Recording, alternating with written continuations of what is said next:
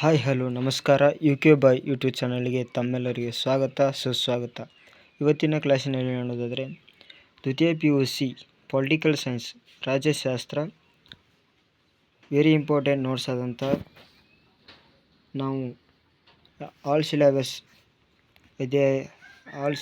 ಅಂದರೆ ರಾಜ್ಯಶಾಸ್ತ್ರದ ಎಲ್ಲ ಪಾಠಗಳ ಅಧ್ಯಾಯದಲ್ಲಿ 1 ಅಂಕ 2 ಅಂಕ 3 ಅಂಕ ಹಾಗೆ 8 ಅಂಕ ವೆರಿ ಇಂಪಾರ್ಟೆಂಟ್ ಆದಂಥ ಅಂಕಗಳನ್ನ ನೋಟ್ಸ್ ಆಗಿ ನೀಡಿದ್ದೇವೆ.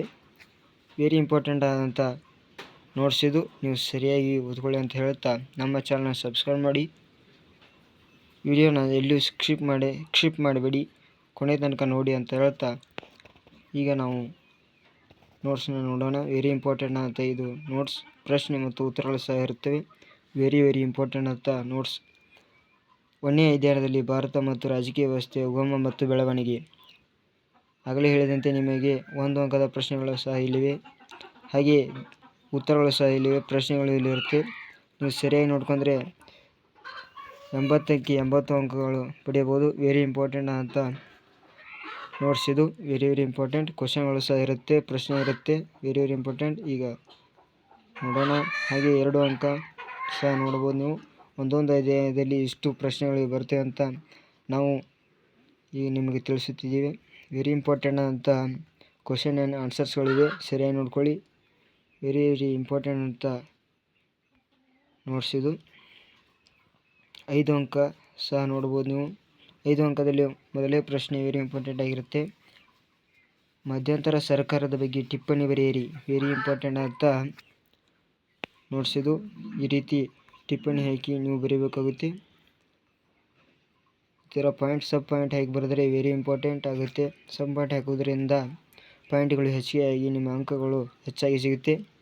ಹಾಗೆ ಇನ್ನೊಂದು ವಿಷಯ ಏನಂದರೆ, ಒಂದು ಅಧ್ಯಾಯದಲ್ಲಿ ಒಂದೊಂದು ಪ್ರಶ್ನೆ ಯಾವ ಇಸ್ವಿಯಲ್ಲಿ, ಆ ದಿನಾಂಕ, ಯಾವ ವರ್ಷದಲ್ಲಿ ಸಹ ಕೇಳಿದ್ದಾರೆ ಅಂತ ತಿಳಿಸ್ತೀವಿ ನಿಮಗೆ. ಇಲ್ಲಿ ಕೊಟ್ಟಿದ್ದೇವೆ. Very important. 2015ರಲ್ಲಿ ಕೇಳಿದಂಥ ಪ್ರಶ್ನೆ ಇದು, ಮತ್ತು 2017, 2019ರಲ್ಲಿ ಕೇಳಿದಂಥ ಪ್ರಶ್ನೆ ವೆರಿ ಇಂಪಾರ್ಟೆಂಟ್ ಇದು. ಇದೇ ರೀತಿ ಪ್ರಶ್ನೆಗಳಿವೆ, ನೀವು ಸರಿಯಾಗಿ ನೋಡ್ಕೊಳ್ಳಿ ಅಂತ ಹೇಳ್ತಾ ವಿಡಿಯೋನ ಎಲ್ಲೂ ಸ್ಕಿಪ್ ಮಾಡಬೇಡಿ. ವೆರಿ ಇಂಪಾರ್ಟೆಂಟ್ ಅಂತ ಕ್ವಶನ್ ಆ್ಯಂಡ್ ಆನ್ಸರ್ಸ್ಗಳು ಇರುತ್ತೆ. ಎಲ್ಲ ಅಧ್ಯಾಯದ ಪ್ರಶ್ನೆ ಮತ್ತು ಉತ್ತರಗಳು ಸಹ ನಿಮಗೆ ತಿಳಿಸುತ್ತಿದ್ದೇವೆ. ಹಾಗೆ 2ನೇ ಅಧ್ಯಾಯ ಅಂತ ಚುನಾವಣೆಗಳು ಮತ್ತು ಭಾರತದಲ್ಲಿ ಪಕ್ಷ ಪದ್ಧತಿ, ಇಲ್ಲಿಯೂ ಸಹ ವೆರಿ ಇಂಪಾರ್ಟೆಂಟ್ ಅಂತ ಪ್ರಶ್ನೆಗಳು ಇರುತ್ತೆ. MCಗಳು ಸಹ ನಿಮಗೆ ಈ ಅಧ್ಯಾಯದಲ್ಲಿ ಸಹ ನೋಡ್ಬೋದು ನೀವು. ಚುನಾವಣೆ ಎಂದರೇನು, ಚುನಾವಣೆ ಮೂಲಪದ ಯಾವುದು ಅಂತ ಇಲ್ಲಿ ಕೇಳಿದರೆ 1 ಅಂಕದ ಪ್ರಶ್ನೆಗಳು ಸಹ ಇರುತ್ತೆ, 2 ಅಂಕದ ಪ್ರಶ್ನೆಗಳು ಸಹ ಇರುತ್ತೆ. ವೆರಿ ಇಂಪಾರ್ಟೆಂಟ್ ಅಂತ ಕ್ವಶನ್ ಆನ್ಸರ್ಗಳು ನಾವು ತೆಗೆದಿದ್ದೀವಿ. Very important. ಸರಿಯಾಗಿ ನೀವು ಓದಿ ಬರೀರಿ ಅಂತ ಹೇಳ್ತಾ ಈ PDF ವೆರಿ ಇಂಪಾರ್ಟೆಂಟ್ ಆಗಿದೆ.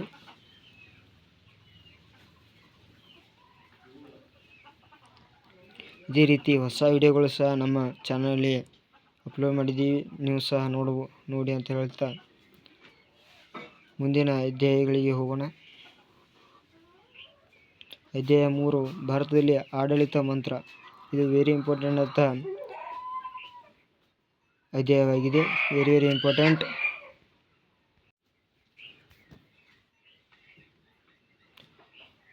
ಹೆಚ್ಚಾಗಿ ಕೇಳಿದಂಥ ಪ್ರಶ್ನೆಗಳಿಗೆ 2000 ಇಸ್ವಿ ಸಹ ಕೊಟ್ಟಿರ್ತಾರೆ, ವರ್ಷಗಳು ಕೊಟ್ಟಿರ್ತಾರೆ. ಈ ಅಧ್ಯಾಯದಲ್ಲಿ 1 ಅಂಕದ ಪ್ರಶ್ನೆಗಳು ವೆರಿ ಇಂಪಾರ್ಟೆಂಟ್ ಆಗಿರುತ್ತೆ, ನೀವು ಸರಿಯಾಗಿ ನೋಡ್ಕೊಳ್ಳಿ. ವೆರಿ ಇಂಪಾರ್ಟೆಂಟ್ ಅಂತ ಪ್ರಶ್ನೆ ಮತ್ತು ಉತ್ತರಗಳಿವೆ.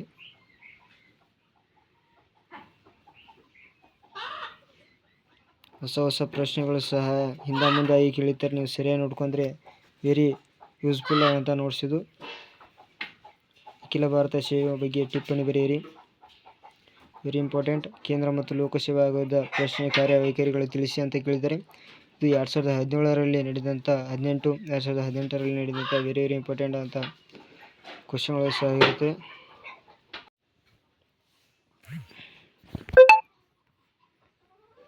ಹಾಗೆ 4ನೇ ಅಧ್ಯಾಯ ಸಾಮಾಜಿಕ ಚಳವಳಿಗಳು ಮತ್ತು ಅವುಗಳ ರಾಜಕೀಯ ಪರಿಣಾಮಗಳು. ವೆರಿ ಇಂಪಾರ್ಟೆಂಟ್ ಅಂತ 1 ಅಂಕಗಳು, 2 ಅಂಕಗಳು, ಹಾಗೆ 5 ಅಂಕಗಳ ಪ್ರಶ್ನೆಗಳು ಇಲ್ಲಿರುತ್ತೆ. 10 ಅಂಕದ ಪ್ರಶ್ನೆಗಳು ಸಹ ಇರುತ್ತೆ. ನೀವು ಸರಿಯಾಗಿ ನೋಡ್ಕೊಳ್ಳಿ. 2 ಅಂಕದ ಪ್ರಶ್ನೆಗಳಲ್ಲಿ ವೆರಿ ಇಂಪಾರ್ಟೆಂಟ್ ಆದಂಥ ಸಬ್ ಪಾಯಿಂಟ್ ಆಯ್ಕೆ ಕೊಟ್ಟಿದ್ದೇವೆ.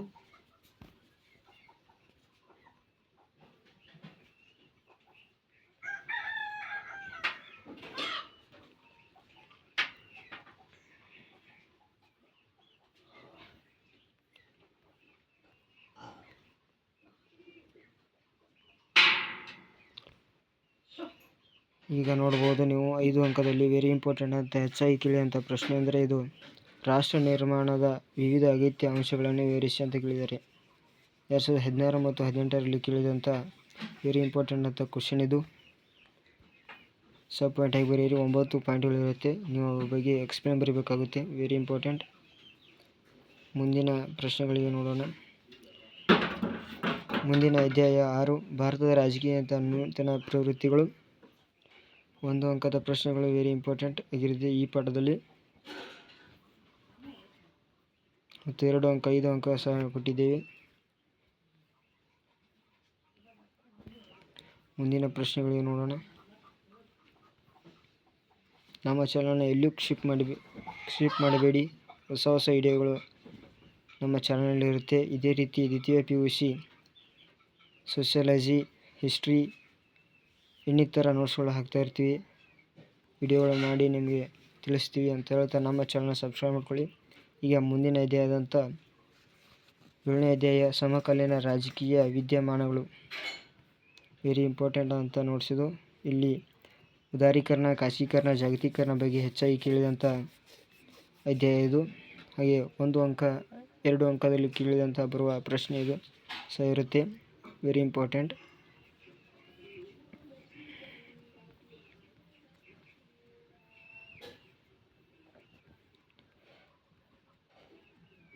ಐದು ಅಂಕ ಪ್ರಶ್ನೆ ನೋಡ್ಬೋದು ನೀವು. ಉದಾರೀಕರಣದ ಅರ್ಥ ಮತ್ತು ಪ್ರಾಮುಖ್ಯತೆ ವಿವರಿಸಿ ಅಂತ ಕೇಳಿದ್ದಾರೆ. ಉದಾರೀಕರಣದ ರಾಜಕೀಯ ಪರಿಣಾಮಗಳು ಕೇಳಿದ್ದಾರೆ.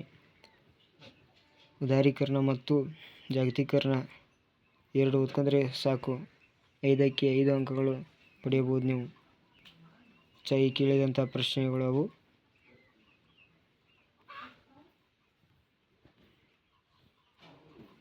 ಇಲ್ಲಿ ದೇಶಗಳ ಬಗ್ಗೆ ನಡೆದಂಥ ಚಳುವಳಿಗಳ ಬಗ್ಗೆ ಬರೀಬೇಕಾಗುತ್ತೆ. ಇವು ವೆರಿ ಇಂಪಾರ್ಟೆಂಟ್ ಅಂತ ಕ್ವಶನ್ಗಳಿವು.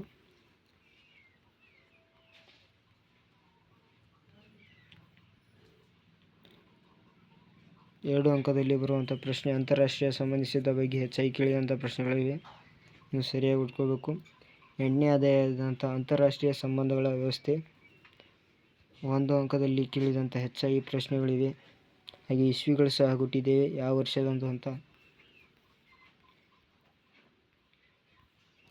ವೆರಿ ಇಂಪಾರ್ಟೆಂಟ್ ಅಂತ ನೋಡ್ಸೋದು. ನೀವು ಸರಿಯಾಗಿ ಓದಿ ಬರೆಯ ಸಾಕು. 80ಕ್ಕೆ 80 ಅಂಕಗಳು ಪಡೆಯುವಂತಹ ಪ್ರಶ್ನೆಗಳಿವೆ. 9ನೇ ಅಧ್ಯಾಯದಂಥ ಭಾರತದ ವಿದೇಶಾಂಗ ನೀತಿ. ವೆರಿ ಇಂಪಾರ್ಟೆಂಟ್ ಅಂತ ಅಧ್ಯಾಯ ಇದು. Very important. 5 ಅಂಕ 2 ಅಂಕಗಳ ಹೆಚ್ಚಾಗಿ ಕೇಳಿದಂತಹ ಅಧ್ಯಾಯ ಇದು. ನೀವು ಸರಿಯಾಗಿ ನೋಡ್ಕೊಳ್ಳಿ.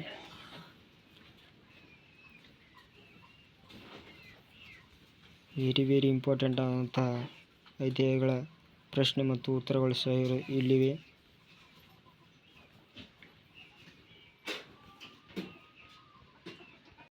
ಮುಂದಿನ ಪ್ರಶ್ನೆಗಳು ನೋಡೋಣ. ವೆರಿ ಇಂಪಾರ್ಟೆಂಟ್ ಅಂತ ಪ್ರಶ್ನೆ ಮತ್ತು ಅಧ್ಯಾಯಗಳು ಸಹ ಇರುತ್ತೆ. ಇದು ಪ್ರಾಯೋಗಿಕ ಪ್ರಶ್ನೆಗಳು ಸಹ ಕೊಟ್ಟಿರ್ತಾರೆ.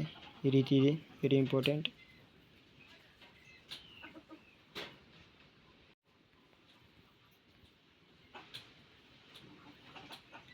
ಈ ರೀತಿ ನೀವು ಕೇಂದ್ರಾಡಳಿತ ಪ್ರದೇಶಗಳ ಬಗ್ಗೆ ತಿಳಿಬಹುದು. ಭಾರತದಲ್ಲಿ ಎಷ್ಟು ರಾಜ್ಯಗಳಿವೆ ಅಂತ ತಿಳಿಬಹುದು. ವಿವಿಧ ನಿಮಗೆ ತಿಳಿಲಾರದಂಥ ಭಾರತದ ರಾಜ್ಯಗಳು ಸಹ ನೋಡ್ಬೋದು ನೀವು. ವೆರಿ ಇಂಪಾರ್ಟೆಂಟ್ ಆದಂಥ ರಾಜ್ಯಗಳು. ನೀವು ಸರಿಯಾಗಿ ಹೋದರೆ ಸಾಕು.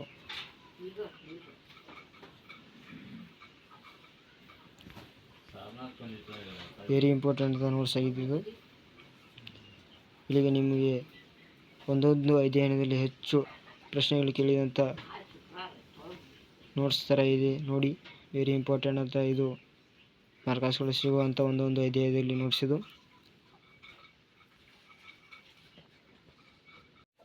ಇದೇ ರೀತಿ ಹೊಸ ವಿಡಿಯೋದಲ್ಲಿ ನಮ್ಮ ಚಾನಲ್ನಲ್ಲಿ ಹಾಕ್ತಾ ಇರ್ತೀವಿ ಅಂತ ಹೇಳ್ತಾ ಎಲ್ಲರಿಗೂ ಆಲ್ ದ ಬೆಸ್ಟ್ ಅಂತ ಹೇಳ್ತಾ ನಮ್ಮ ಚಾನಲ್ನ ಸಪೋರ್ಟ್ ಮಾಡಿ. ಧನ್ಯವಾದಗಳು. ಹಾಗೆ ಸಬ್ಸ್ಕ್ರೈಬ್ ಮಾಡ್ಕೊಳ್ಳಿ.